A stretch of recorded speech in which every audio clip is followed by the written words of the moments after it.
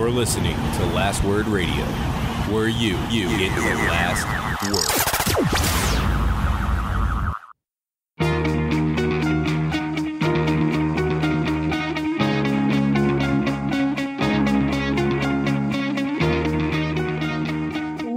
Welcome to the Fourth Line Podcast, part of the Alberta Podcast Network, powered by ATB. This is October the 29th, 2019. With you today is myself, Carl, and not Stevie Nick.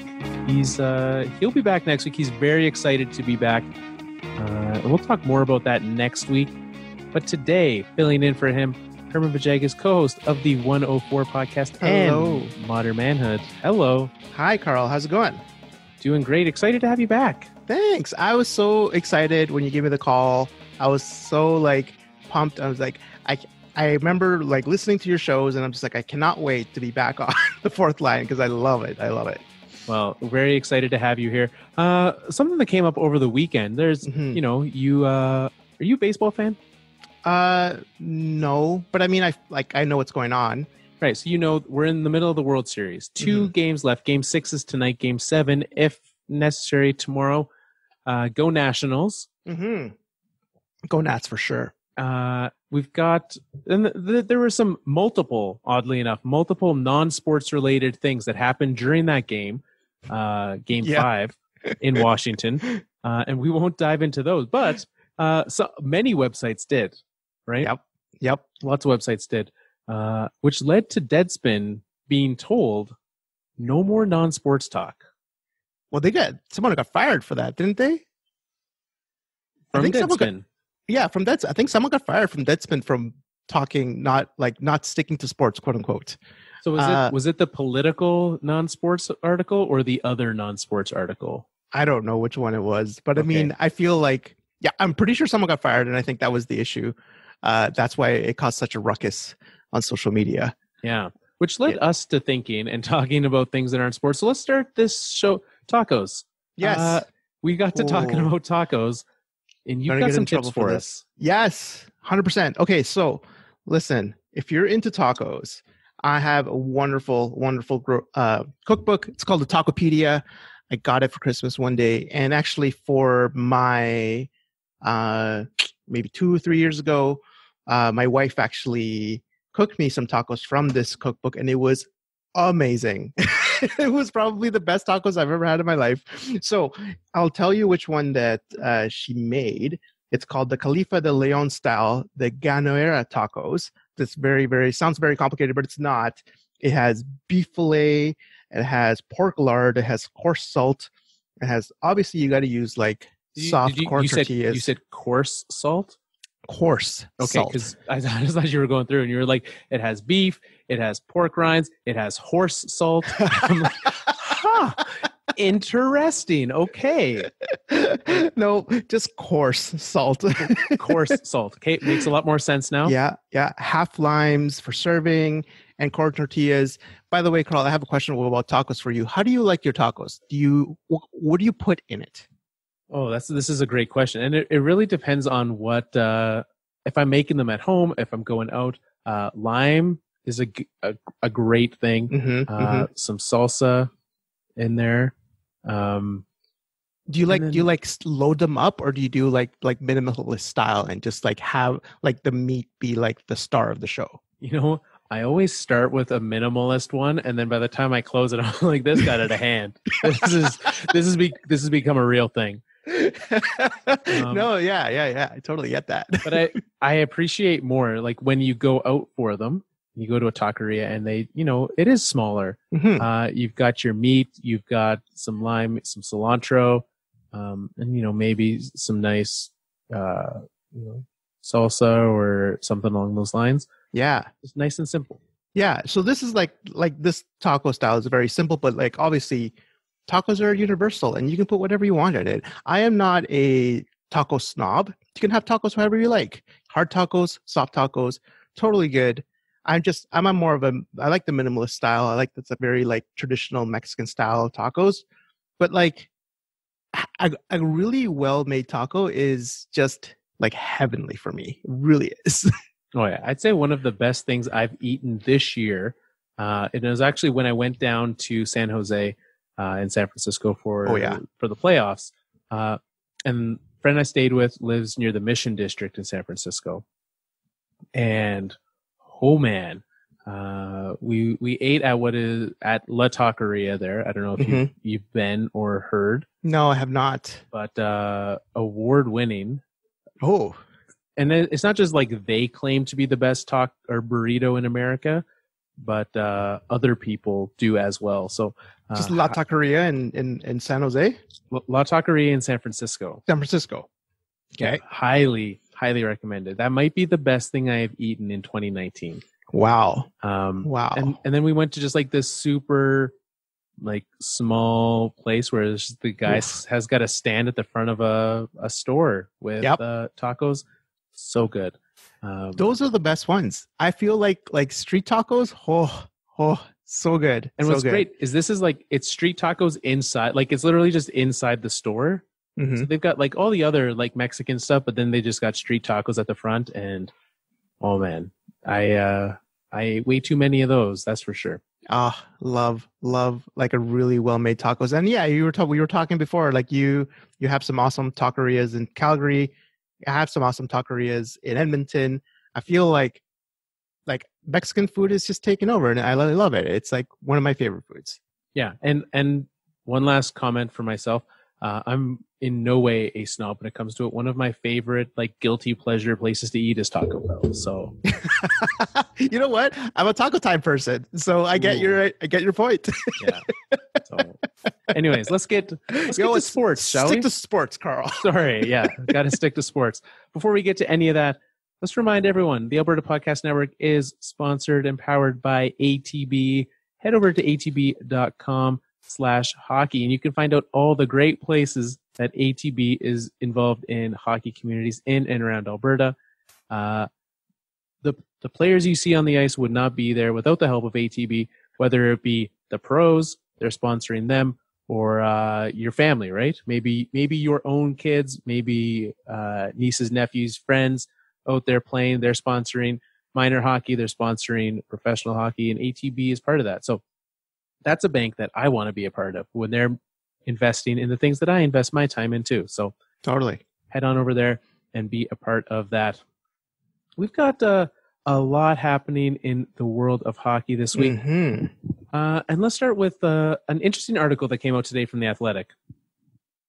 And this one it was diving into the thoughts, and there have been some articles in the past week or so about the fact that one of the biggest things in sports, I don't know if you saw this one, I didn't share it with you. I think it would have been from, I want to say actually possibly Deadspin, but about the fact that in the NBA, the biggest issue right now for player health is sleep deprivation. Mm-hmm. Mm-hmm. It could have been, I want to say NBA. Anyways, doesn't matter. An article came out today talking about that as well, and some ways to do that, and kind of taking it through the lens of Jonathan Toews, because he's a big proponent of this for multiple reasons, but talking about the NHL schedule and changing those up. Yeah, very interesting article that you sent over, and I think I'm not the best person for sleep in general. Like I feel like I should get more sleep.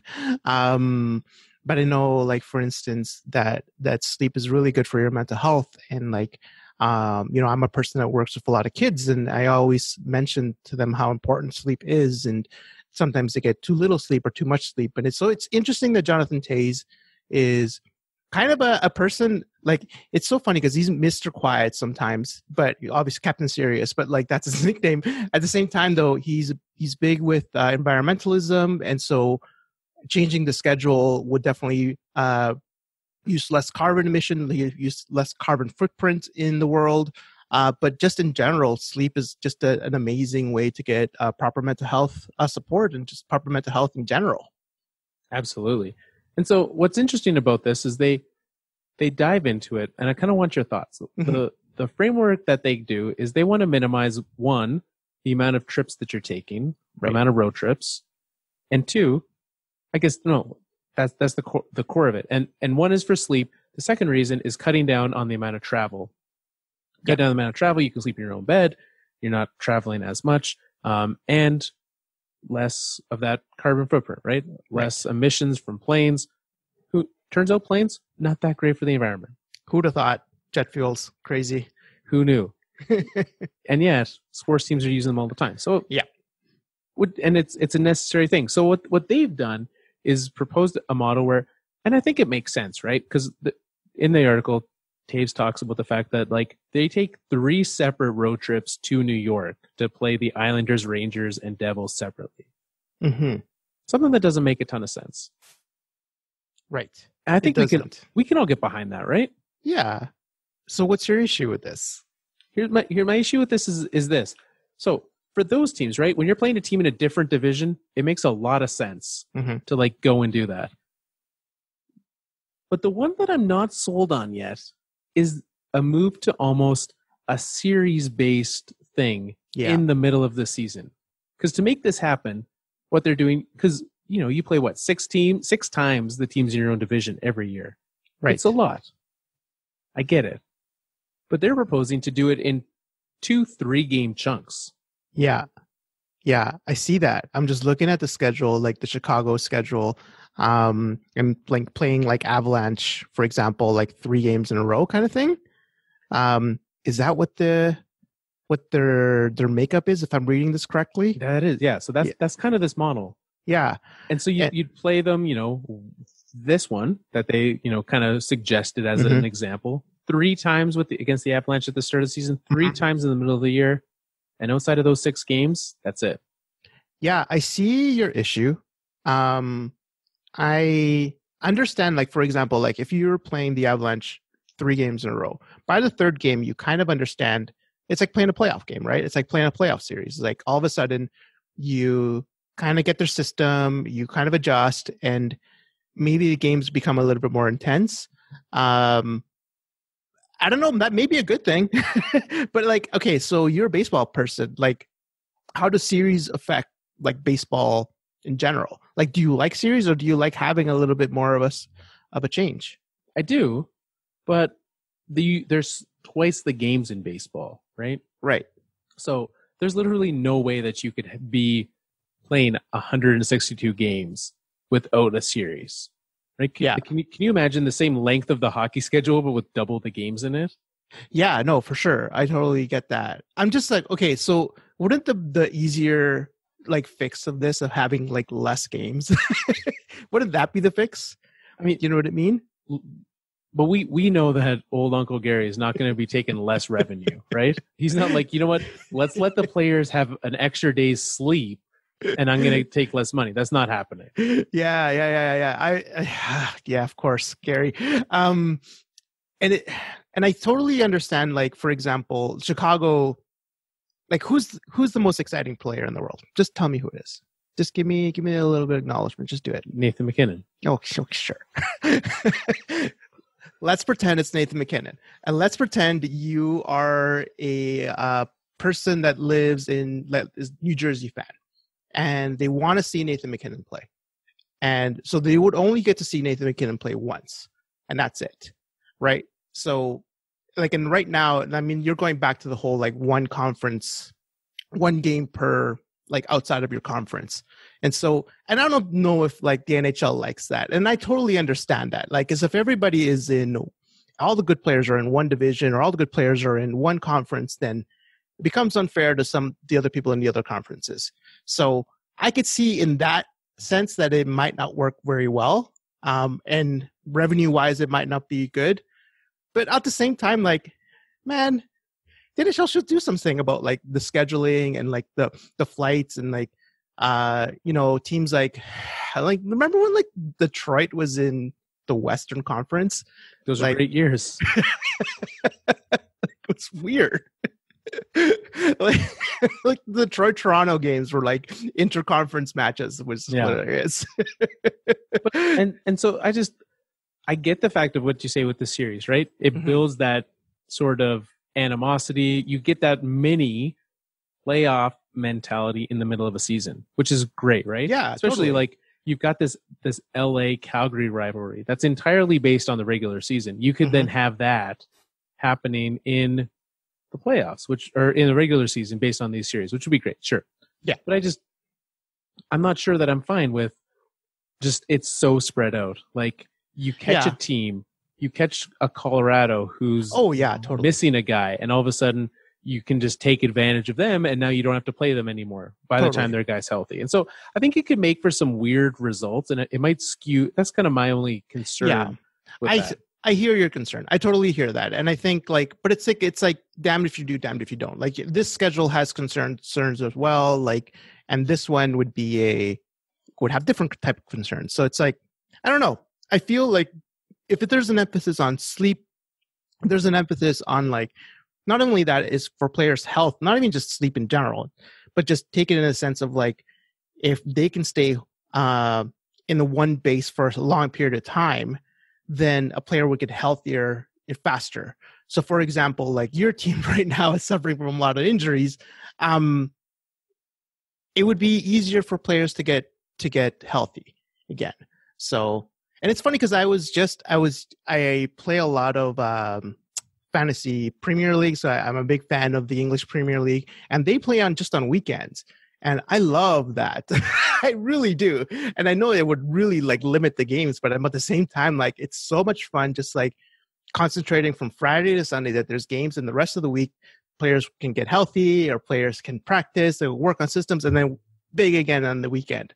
And I love that model, but I know it's unrealistic for hockey, but it's like, I love the way that's framed as well too. So I think there's a whole emphasis on health, which I really, really admire. Yeah, if we're moving to like, the 16-game NFL season for hockey, that'd be a little weird. Yeah, absolutely. Let's go to some of the news of the week. Sure. Outside of this, Roman Josi, captain of the Nashville Predators, a guy who I've been a fan of, and some of us are chatting today, and I would say, would you agree, an underrated player for a lot of his career? I'm not saying he is at this point. I was like, is he? He's been like one of the best defensemen for a long, long time. Yeah. I don't know if underrated is the right word, but I mean, like I would say one of the better defensemen that has he won a Norris? No. That's crazy. See, he should be winning Norrises. I totally agree with that. Like in that sense that he hasn't won a Norris trophy is ridiculous. He's been one of the best defensemen in the world. Absolutely. Well, and what's on the other side of it, what's made that even more so, he's been making $4 million a year for the Nashville Predators. Insane. Same amount of money as Chris Russell, by the way. Just putting that out there. Yep, absolutely. Not the same anymore. He wasn't going to be unrestricted free agent. Not the case. He signed an 8-year extension with a cap hit of just over $9 million. And actually, I like this little bit in it. It's actually 9.05959 being his number 59. $9.059 million a season for Roman Josi.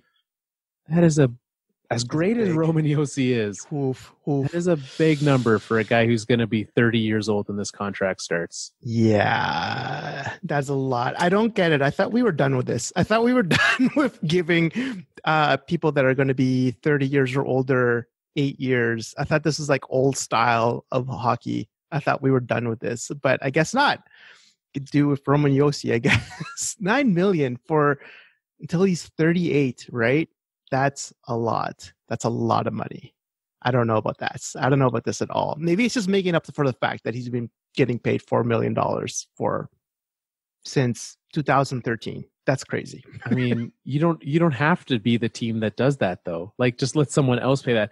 I do get. So if you compare it to what Erik Karlsson signed, right? He signed for $11.5 million. So this is still Karlsson. Erik Karlsson is just about, and I don't know their actual birthdays. Let's see. May 31st. They are born one day apart. Okay. So they're the same age. Okay. That's crazy. Sorry, go on. Yeah. Who knew? I don't think we could have ever nailed that. Anyways, Erik Karlsson, $2.5 million a year more, same length.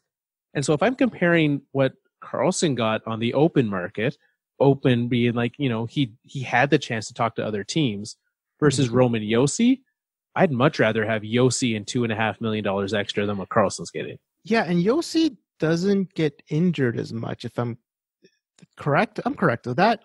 I don't remember Josi being like a person that gets injured often, right? No, Roman Josi, 82, 75, 72, 81. Yeah. So I would bank on Josi at least being a more dependable defenseman by like age 35, for example, than I would with Karlsson. And especially like Karlsson's an offensive defenseman. So he's very much, that stuff dries up pretty quickly. Josi being like this dependable defenseman I could see this. I don't know. It's $9 million though. Like I could only see this if like the cap goes up a bit and then it becomes more of a nice budget contract. But man, like both of these are like $9 million and $11 million it's a lot. Yeah, I would say Josi would probably be the best bet out of that, but I'm not cool with anybody signing 8-year contracts for 30-year-olds anymore. Well, and so when you look at Nashville for the next 3 years, at the least they've got locked down already Ryan Ellis, Roman Josi, Matthias Ekholm, Ryan Johansson, Matt Duchene, Philip Forsberg, Kyle Turris, Victor Arvidsson, and a few others as well. So they've got the majority of their core on lockdown, and this just adds to that. Yeah, it totally does. I mean, like, and the good thing with Nashville is that like you have Philip Forsberg for $6 million for another 3 years. You have even somebody like Kyle Turris who's kind of dried up a bit with the points, but at the same time for $6 million, it's not so bad. I mean, Kyle Turris is playing on their fourth line right now. Yeah. So Victor Arvidsson for 4.2 is a sweet deal, and that's how they can get away with this, right? Yeah. Like they can do that. They also, moved out a $9 million defenseman in the offseason. So yeah, it's true. And I think like them getting out of the Shea Weber contract and the PK Subban obviously is, yeah, you can do that, right? And obviously this was like either we sign PK Subban for a long deal or we re-sign Roman Josi. But you're right. Like if Roman Josi in the free market would easily get $11 million. I could see the Oilers going after Roman Josi for $11 million. Man, why would you curse Roman Josi like that, though? That's just not fair. Don't do this to me, Carl. Damn you. Well, hey, I thought we were be friends. We're gonna get into something that you can have plenty of opportunities. It's injury time. Ooh. Is there like a little like siren that you do on the show? It's just sadness. Just the sounds of tears. Yeah. Let's start with the less sad for me one. Obviously sad for St. Louis Blues fans, the St. Louis Blues themselves, and the player in question, Vladimir Tarasenko, out a substantial amount of time. Yep. So 5 months? That's what I heard. Yeah, they're saying 5 months. And so that's obviously there's a large degree of variability in that. I would not be surprised to see him come back sooner. Mm-hmm. On the flip side, I wouldn't be surprised if he doesn't play at all until next season. Yeah, it all depends on what the Blues do. For example, like if the Blues are in contention, then you could probably see Tarasenko might want to come back. But if the Blues are out, like if the Blues are like, yeah, we're done. The season's like, yeah, we're not going to make the playoffs. Then I don't. Why would you rush Tarasenko back? Do you know what I mean? There's no need for that. And it obviously gets harder with him out, right? The St. Louis Blues. One of the things that makes them so good is, to me, their depth, right? Yeah, that's what made them so easy for them to rebound last year from their terrible season. Was the fact that they had the depth, they had the ability to shift things around. Mm-hmm. So for me, I look at that. Obviously, Tarasenko is incredibly talented. Obviously, they will miss him. But I do still think that this is a playoff team. You think so? Let me look. Let me look at their lineup here. So you have... How do you feel about Jaden Schwartz? And yeah, how do you feel about him? Shock. Better than I did this time last year. He's a guy that, he's not super flashy. Yeah. But he goes out and he gets the job done. And I'm, with Tarasenko, those are the kinds of guys that you need. A guy who's dependable. He's not going to continue. Yeah, no. I get where you're going with this. And I think like right now. So the Blues are 6-3-3 right now. So Tarasenko's their big guy. They still have like, Ryan O'Reilly can still do well in this role, and Braden Shen also needs to kind of step up. And I could see this as a playoff team, but I'm just looking at like the Central, and it's, well, we'll talk about the other Central injuries, but you may be right about this. Like the Blues could still be fine. Like I'm looking at it's like the Jets, who are not looking like their old self again. The Stars, who look terrible. The Wild are like legitimately one of the worst teams in the league. The Blackhawks don't look very good. It's just the Avalanche and the Predators, and the Predators could easily run away with the division. And I feel like, yeah, I could see it. Like looking now, I could definitely see them making the playoffs. I mean, before I was like, I don't know. 3 teams from this division have to make the playoffs. Uh-huh. And with like at the beginning of the season, we all said like, oh man, this is going to be really hard for them all to fit in. Not so hard now. Yeah, I could see it now. Before, like in a vacuum, I would be like, no, this is not a playoff team. But when I look at the division, I'm just like, well, yeah, they could. Like that's up for grabs. Like if the Jets start coming on again, then for sure that's going to be a problem. And same thing with the Stars. But at the same time, like it's been 13 games, and it's all they don't look good. Like none of those 2 teams I feel very confident on to like taking over this. So yeah, I could see the Blues at least very much maintaining that 3rd seed. Yeah, and let's get to the elephant in the room. This time last week. Wow, that's a nickname. You know what? I'm not sure that's what the team calls them, but this time last week, Mikko Rantanen out for the Colorado Avalanche week to week, which you never want to see week to week. Mm-hmm. Not a good sign. Oh, and that injury did not look week to week, by the way. No.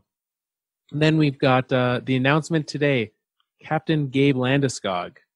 Not week to week, which is great. You're like, oh, he's not week to week, month to month. Mm-hmm. So no timeline. Unlike Tarasenko, Tarasenko with the shoulder, Gabe with the mysterious lower body injury. And they said that he hurt himself, I believe, on Sunday. Yeah. And then at practice, they kind of noticed it. And so really he didn't keep him out, which is a classic Gabe thing, right? He'll play through injury. So for him to be out, likely, I wouldn't be surprised to see surgery in his future, depending on what it is, if and when they do. That's tough. And so having him gone, having Mikko Rantanen gone, 2/3 of that top line in Colorado gone, and all of a sudden, this time last week, I sat here and talked about how great it was to have a fantastic second line. Well, that second line is now our first line. Is now your first line, yes. So at practice today, you saw Nazem Kadri on the wing with Jonas Donskoy on the other side of McKinnon. Yost and Comfort joining Andrei Burakovsky on the second line. The fourth line stays entirely intact. They become the third line. And we've got an AHL call-up about to take his spot, Kamenev, and the other one on the fourth line is, Nikushkin. Mm-hmm. So even still, we go through those lines, and I'm like, man, that second line, lots of questions there for me, right? Yeah. I still don't trust Tyson Yost. JT Compher, same thing. Like, they can be very good. Yeah. But boy, is it inconsistent. This is a tough lineup. I mean, I think Burakovsky, Yost, Comfort, Kadri, I think those are really good, like, second and third liners. I don't know. Same thing with Donskoy. Like, I don't know if they're first liners. I mean, Nazem Kadri, did he do first line stuff with the Leafs? I'm sure he did. There was a season he did. Yeah. Like 8 times in his life, but no. He was getting third line minutes with them, right? Yeah, that's right. Last year, right? That's what I thought. Yeah, Tavares, Matthews, and then Kadri center in the third.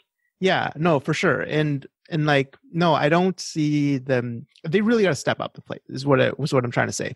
I'm surprised Burakovsky's not in the first line. I thought for sure he would be in the first line.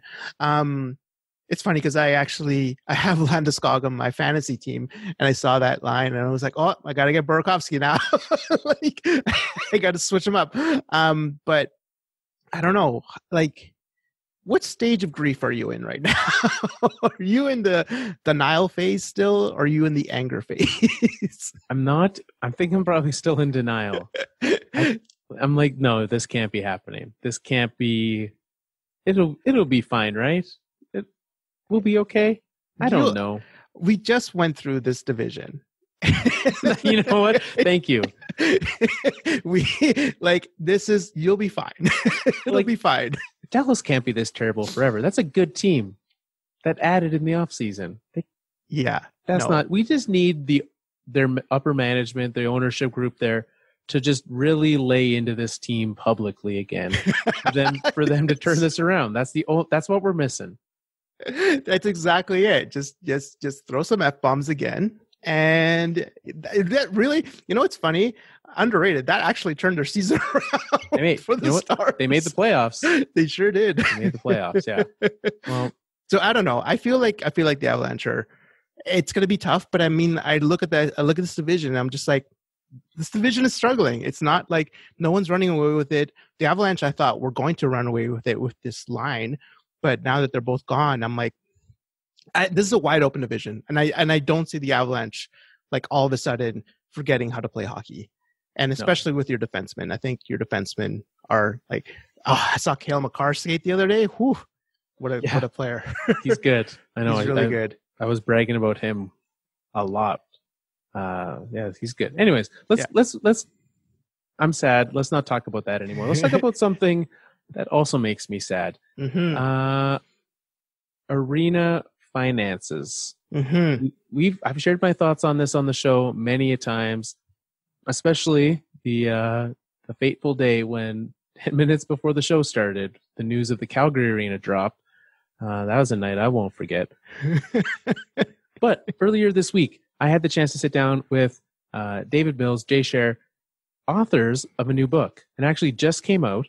They held their book launch at the University of Alberta up there in Edmonton, where you are from. Mm-hmm. The book is called Power Play, Professional Hockey and the Politics of Urban Development. Fantastic book, and they graciously took time to talk with us to share a little bit about what they learned in their study for this book.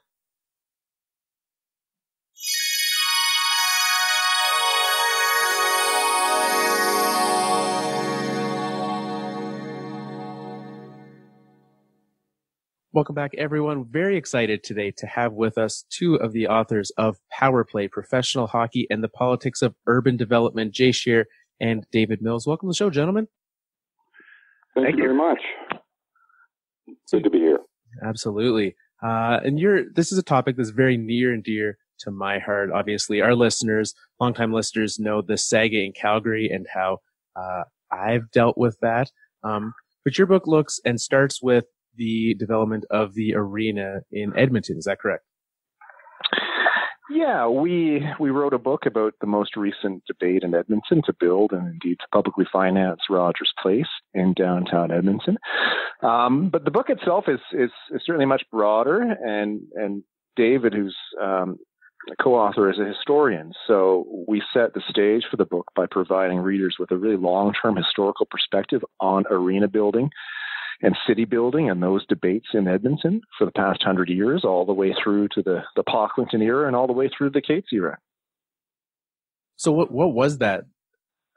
Especially because a lot of what you talk about is obviously the politics, the financial side of it.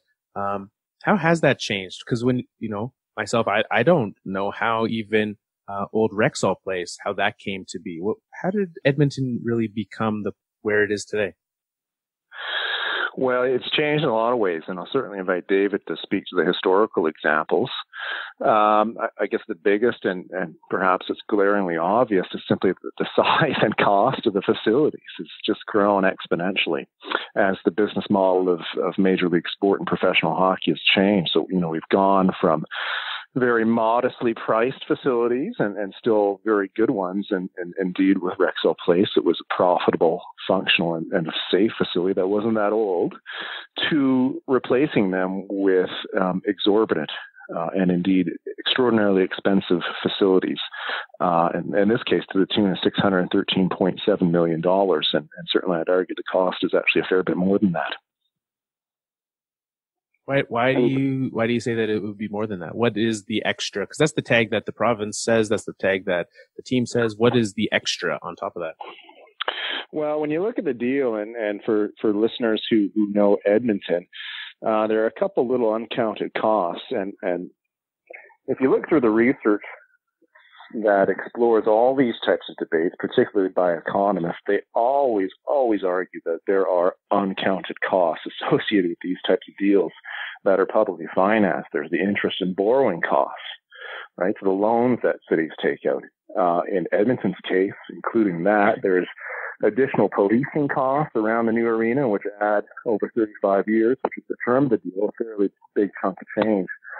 When the city of Edmonton and the Oilers signed the deal, it essentially marked an end to Northlands, which is the institution that has pretty much over 100-year history in Edmonton, and ran numerous arenas, including Rexall Place. When the city and the Cates Group signed their deal to build Rogers Place, having ended basically Northlands and Rexall Place, the city actually lost about $50 million that it had loaned Northlands to build another facility on its grounds. So without being able to repay that, certainly would argue that $50 million goes on top of the total cost of the arena as well. So yeah, they're expensive. They include a host of costs, and I'd argue some uncounted ones as well. Well, so from the financing side, with it being, that now it sounds like it's, upwards close to $700 million. Where does that money come from for Edmonton? Because there's lots of ways, and we've seen lots of different models for Edmonton. And that, for those who do not remember, because it would have been 2014, 2013 that deal was reached. How did they reach that? What was it? How did they find that money? Well, it's a long story, because it was a multi-year debate. And the debate really began in 2005, but certainly won't take you that far back. When it was signed in 2013, so it's a 35-year deal, essentially the city of Edmonton agreed to debt finance nearly the total cost of that amount. In other words, the city took out a big loan, and it's paying it down through a variety of ways. And it's paying it off through the use of both public and private funds. So if you look on the city's website, there's a pretty good breakdown of the arena financing agreement, and it's complex. All these types of deals, it seems, are extraordinarily challenging for people to understand, because they involve all sorts of sources of funds, both public and private. For the city, the biggest one is called a community revitalization levy, and that's a mechanism essentially that allows the city to capture increases in municipal property tax revenue around the arena, and indeed a big part of downtown, and dedicate those funds to paying off the cost of the loan and interest. There's also lease payments that the Cates Group are paying for over 35 years, and there's a ticket tax as well. I think to the tune of about $125 million. So whenever someone buys a ticket to see the Oilers or the Oil Kings or a concert, I think about 9% of every ticket right now goes to paying off the city's debt. So yeah, very complex. There's a couple other little ways they're getting money as well. It was estimated to be some increases in downtown parking revenue that the city was hoping to capture and use to pay off their debt. That actually hasn't borne out, and those costs have been added to the community revitalization levy. But in a nutshell, yeah, the city debt financed almost the whole cost, and they're paying it down through all these different ways, including some money from the Cates Group. And the situation in Calgary is similar. The location of the possible new arena is also in an area covered by a community revitalization levy. And Calgary hopes to follow the same pattern in an effort to finance the new arena for the Flames. So, and you mentioned that they were, part of the plan was parking, right? That they'd have some money coming back through that. That hasn't been successful. How, we're 3 years into this arena, 32 more to go. Is it going as planned? Is it as profitable as they had expected it to be? For the Cates Group, absolutely. I mean, they get all the revenue from the facility. So they're certainly making a significant amount of money, both hockey and non-hockey events, all the naming rights. Now, certainly they're paying to operate the facility as well, which is, it's a city-owned facility. So just so that point is clear for your listeners. They've made significant money in terms of land development around the arena as well, which we can talk about too, which is really, really interesting. For the city, it's a bit more complicated. The parking revenue estimates were way off. You know, to say that you're basically almost $50 million short 3 years into it is a huge miscalculation. When you look at downtown Edmonton, there's been tremendous development, and some of that was going to happen either way, with or without Rogers Place. The CRL, interestingly, even though there's been all this development, the major milestones associated with it have been pushed back. So when you actually look through the documents, I think it's only going to be a year before the CRL expires, and it's a 20-year term. And we're basically 4 or 5 years into it before the arena and some of the other amenities that are being used, the money from the CRL being used to finance, are going to pay off. But it's early days, so, you know, these are the challenges with speculative financing mechanisms. You can have a few good years, and all of a sudden the bottom can fall out too for a few more. And certainly with Alberta's economy, there's some big question marks. So, I think if I can just make the point a little clearer for the listeners as well. Parking for a hockey game costs $20, and what it does is push people outside the immediate area of the arena if they're looking for cheaper places to park, and it certainly prevents other people from coming down on a game night, because if you want to go to a restaurant or something downtown, $20 is a lot of money to pay for parking, and they've eliminated a lot of street parking, and more the focus is on the revenues generated from parking to be directed towards this whole project. As someone who used to live across the street from the Saddle Dome here in Calgary, I am well aware how much parking can push people outside of that realm and get them a little more creative. So, and one thing, the whole process of going to an event like a hockey game now, it's one thing to go once or twice a year. $20 is part of the evening. But if you go, say 20 or 30 times a year, that's a significant expense. And for many season ticket holders like me, boy, that's a lot of money. Well, when you're spending already, you know, let's say you spend $150 on 2 tickets, which is, you know, a fairly reasonable amount, and then an extra $20 on top of that, it certainly becomes a more expensive evening. Already before you're even, you know, spending $10 for a drink and et cetera, et cetera. Oh, absolutely. I know that this year the price for a beer, price for some of the food has gone up again. Seasons ticket holders do get a little break of about 15%. But yeah, to go to an Oilers game or to go to a Flames game, it's pretty expensive. And it's one thing to go with another person, but if you have a family and you want to take 2 or 3 kids to a game, boy, the costs sure add up, because kids want popcorn, kids want a drink, they might want a jersey, which is exactly what the team is trying to sell you, of course. Exactly. Well, and the team, you know, we know their job is to make themselves money. As a fan, exactly, right? As a fan, though, especially a fan in the city, right? The ones going to the games, there's that fine balance, because as on one hand, you are the taxpayer footing that bill for all the things. On the other side, you are the one paying for the tickets and all the other things to get into the arena. So for a fan of a team living in that city, going to games, what would you say could be like the ideal scenario for them? Is it something where the team is paying it all and then putting it back to the fans and increasing ticket prices? Is this a similar situation like we have here, as a fan, what should we be wanting out of our teams and our governments? Well, that's a challenging question because every city is different and there are different circumstances that accompany these deals in many ways. Ideally for me, it's always been a business in terms of professional sport and a big business and largely a profitable one. So for me, the argument's always been, show me the case why these facilities can't be privately financed. Provide me the evidence. Teams, of course, don't want to do this. In Edmonton, they didn't do it. Teams often claim that they're losing money at facilities that are largely profitable and safe and not that old. So show me the evidence that you're losing money. Again, that didn't happen in Edmonton.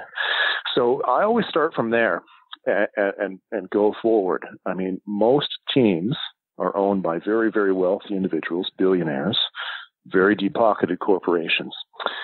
So I personally really struggle with understanding why we are exempting teams from basically footing the bill for the normal costs of business and why they're asking for subsidies. Not just hockey, obviously. It's across the board for Major League Sport in North America.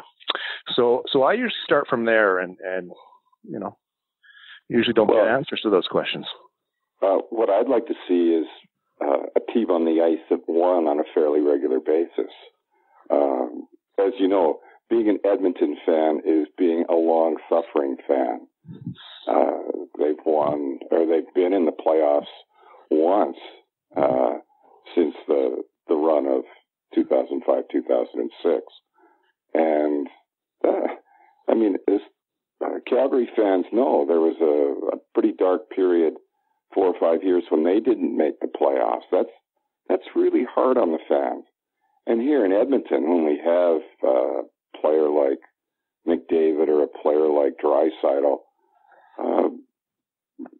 people talk about how we're wasting the best years of the careers of these players on a team that will be in a dogfight to make the playoffs again this year.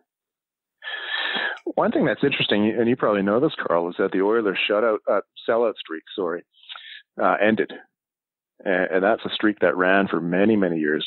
I think, David, correct me if I'm wrong, but going back before even 2005, 2006, perhaps starting from there. But that sort of quietly ended this year, which I think speaks volumes. We've got this new arena, we've got the best player in the world, perhaps even the second best player. And, that has quietly bitten the dust in terms of consistent sellouts. Well, and that's certainly right, because ticket prices go up.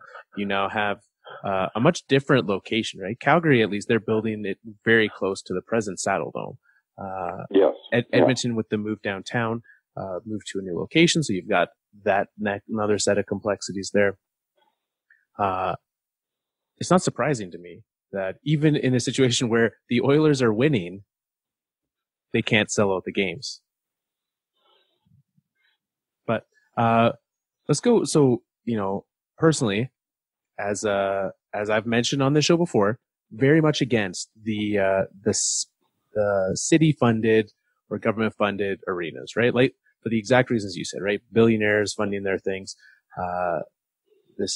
It makes money, right? There's no way they're not making money off of these things. They're just finding ways to not show that they're making money. So we've seen this for the last decades, and you would know better than me when that exactly started, kind of this push towards publicly funded arenas.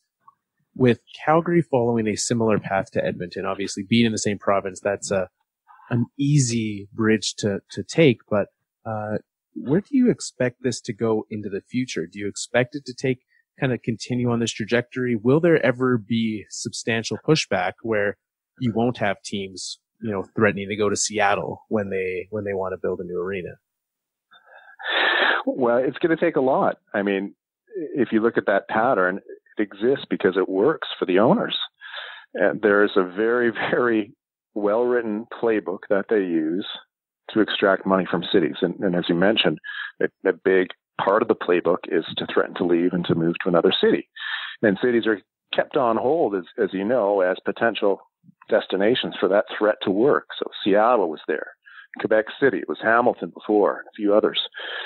So I'm not overly optimistic because it continues to work, and the political process in terms of municipal government is pretty easily manipulated to get these deals done. And you know what happened in Calgary. They essentially dropped the deal on councillors with a couple days' notice and said, you're voting on this.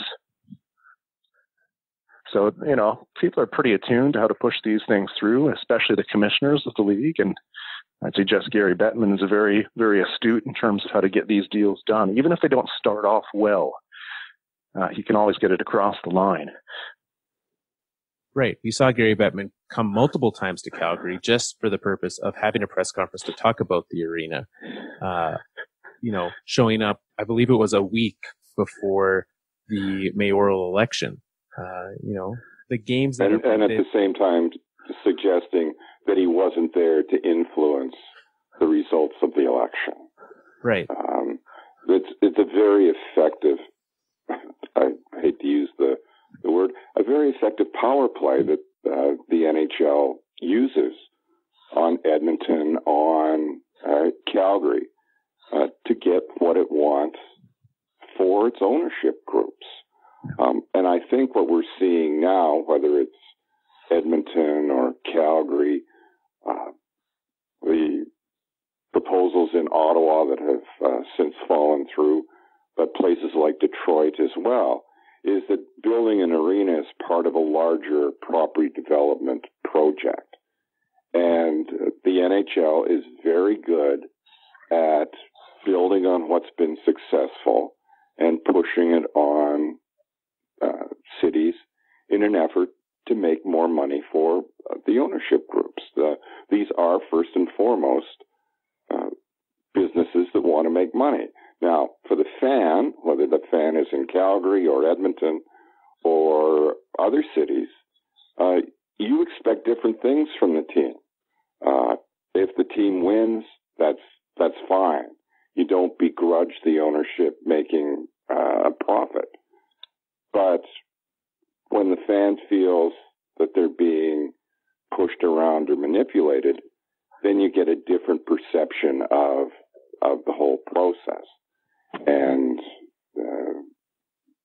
really no mayor and no member of council wants to be labeled the group that lost the Flames for Calgary or the council that lost the Oilers for Edmonton.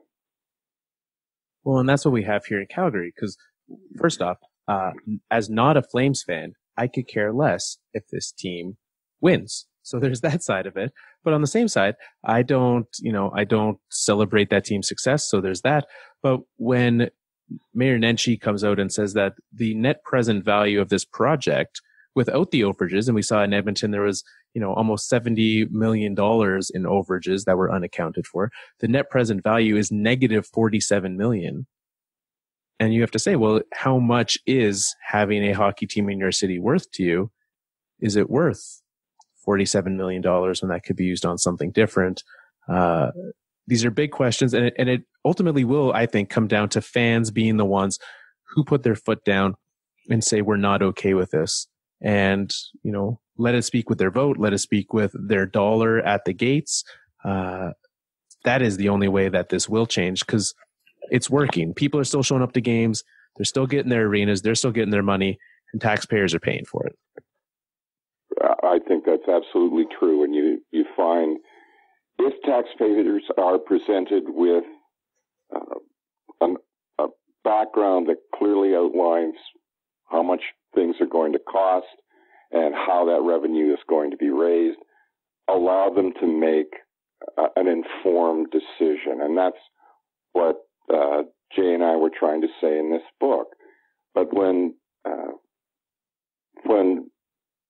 really information is not provided even to council members, and certainly not the public, you can't make an informed decision. And one of the things that we're finding is, especially given the most recent budget, there was a lot of the most optimistic projections. This is what's going to happen over the next 30 years. And I think the assumption was the economy would continue to grow, and therefore the tax base would also increase. And now what we're finding is the tax base is getting squeezed. Now cities are finding their grants are decreasing significantly. And a city like Edmonton doesn't have the money for all the infrastructure projects that it wants. The community revitalization levy isn't generating the revenue that the proponent said. And Calgary is certainly in the same position, given high levels of vacancy rates for offices and so on. I just think the taxpayer needs to know all the information. Absolutely. And a great place for them to start is by reading your book, Power Play, a Professional Hockey and the Politics of Urban Development, which obviously they can find on Amazon. But where else can they find this wonderful book? Well, they can order it through Audrey's in Edmonton, Audrey's bookstore, which would be a great route to go as well. Fantastic. So thank you for coming on today. Thank you for breaking down a lot of what is happening here. This brand new book is out now. Check out Power Play, Professional Hockey and the Politics of Urban Development. Thank you. Thank you very much, Carl. It was nice talking to you.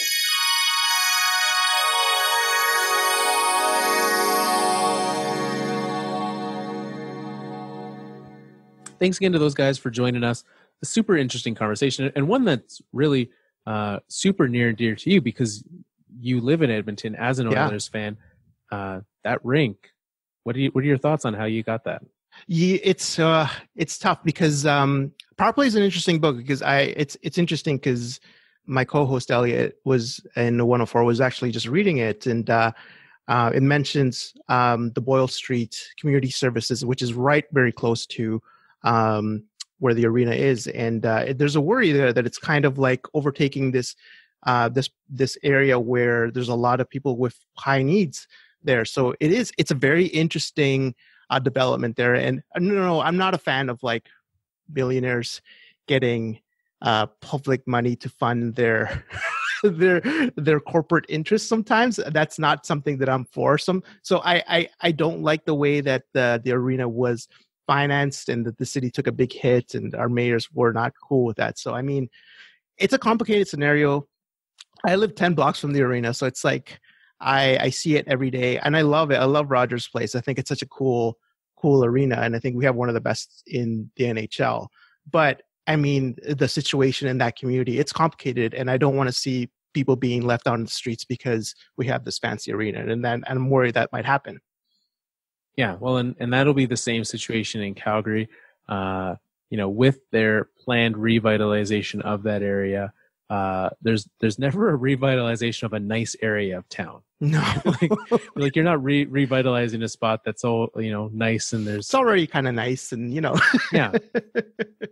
And so in doing that, certainly there are ramifications of that. Mm-hmm, absolutely. Mm-hmm. So it's not something. It's a community issue for sure. Yeah, and there's a lot going on there. But thanks to those guys, and like you said, Elliot's been reading it, and he's a big fan. Yeah, he really likes it, and it's something that's near and dear to his heart. It's something that's always going to be an Edmonton topic, and now it's a Calgary topic. It's a real NHL topic for sure. And all sports, right? And if you live in a city with a professional sports team, this is something you should care about.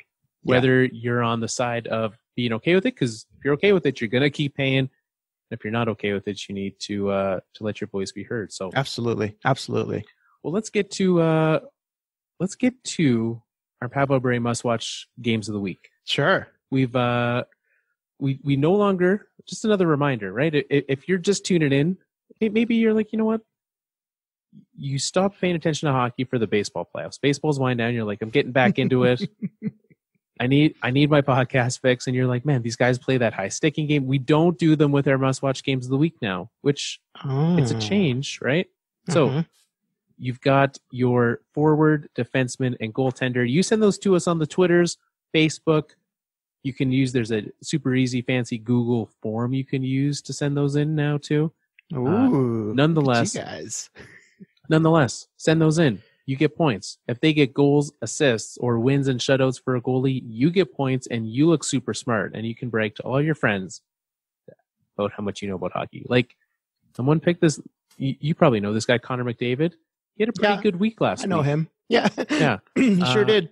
So that got people a ton of points just from Connor McDavid alone. So, well, always helping out Connor. He's so generous. Just a generous man. He made Leon Draisaitl look like a good hockey player. So hey now. So let's go through some of these though. We still want to share, right? If you're tuning in and you're wanting to see, what's the rest of my week going to look like, this is your chance. So we'll start with Wednesday night.